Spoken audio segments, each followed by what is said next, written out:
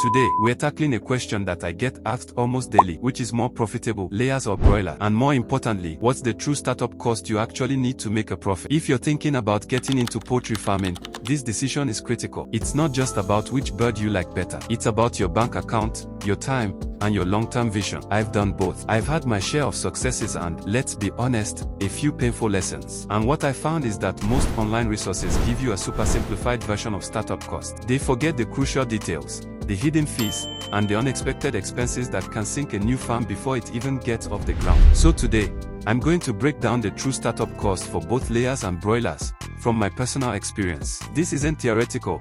This is what actually hit my wallet. And by the end of this video, you'll have a much clearer picture of what you need. Let's start with layers. These are your egg-laying machine. When I first thought about layers, I thought, great, constant income, regular sales. And that's true, but the road to that income is longer and, initially, more expensive than many realize. Initial cost, the chicks. You're buying day-old chicks. For a decent-sized starting flock, let's say 100 birds, you're looking at about $1 to $2 per chick, depending on the breed and supplier. So, $100 to $200 right there. Sounds manageable, right? But these aren't meat birds. They won't give you anything back for a while. Cost number 2, feed, and more feed. This is where layers really start to drain your initial capital. From day 1 until they start laying, which is usually around 18 to 20 weeks, these birds are just eating. They need starter, grower, and then pullete developer feed. Each bird will consume a significant amount of feed during this non-productive phase. For 100 birds, this alone can run you anywhere from $800 to $1,500, depending on feed prices in your area. This is money going out, with zero coming in. This is why a lot of beginners get stuck. They budget for the chicks,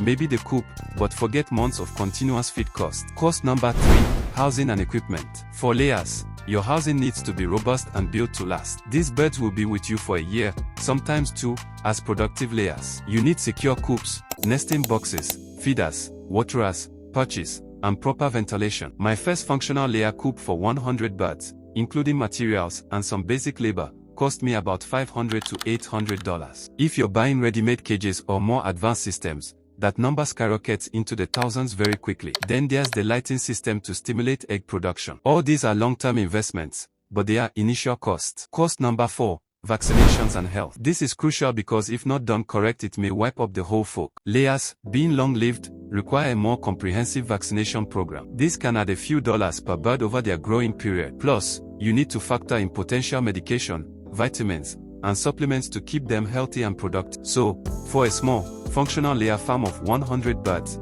expecting to actually make a profit, you're realistically looking at a minimum startup budget of $1,500 to $3,000 plus just to get to the point of consistent egg production. And remember, that's just to start. It doesn't include your own time, marketing, or unexpected issues. Now, let's switch to broilers. These are your meat birds. The allure of broilers is their incredibly fast turnaround time. You get your chicks, feed them, and in 6 to 8 weeks, they are ready for market. Sounds amazing, right? And it can be. But again, there are nuances to the startup cost. Initial cost, the chicks. Similar to layers, day-old broiler chicks cost around $1 to $2 each. So, for 100 birds, you're again looking at $100 to $200. No real difference there. Cost number 2, feed, but with a twist. This is where broilers are different. They eat a lot in a short amount of time. They'll consume starter and finisher feed, designed for rapid growth. While the duration is shorter, the intensity of feeding is higher. For 100 broilers, your feed cost for 6 to 8 weeks might be in the range of $600 to $1,000. It's still a significant amount,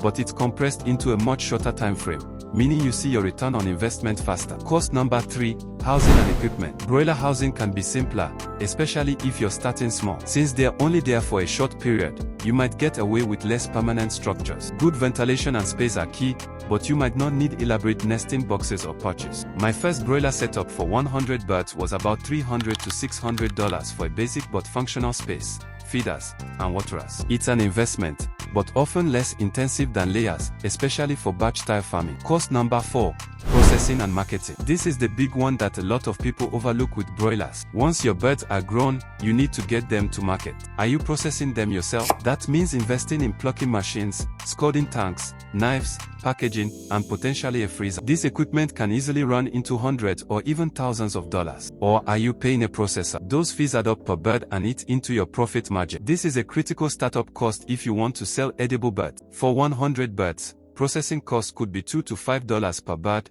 adding another $200 to $500 right off the bat, plus your packaging material. So, for a 100 bird broiler operation, to truly get to a profitable point, you're looking at a minimum startup budget of $1,000 to $2,500 plus. Again, this depends heavily on how you handle processing. So, when you put them side by side, it's clear both require significant upfront capital, especially if you want to be profitable. But the nature of those costs, and when you see a return, is very different. Layers. Higher initial cash outlay due to long non-productive feed period. Longer time to first profit, 4 to 5 months minimum. Lower per unit cost on an ongoing basis. Eggs are cheaper than a whole chicken. Requires more robust, permanent infrastructure. Consistent, but smaller, daily income stream once established. Broilers. Lower upfront capital if you manage processing cheaply or externally. Much faster time to first profit, 6 to 8 weeks. Higher per unit sale price, whole chicken, but also higher feed conversion rate in a short time. Housing can be more flexible,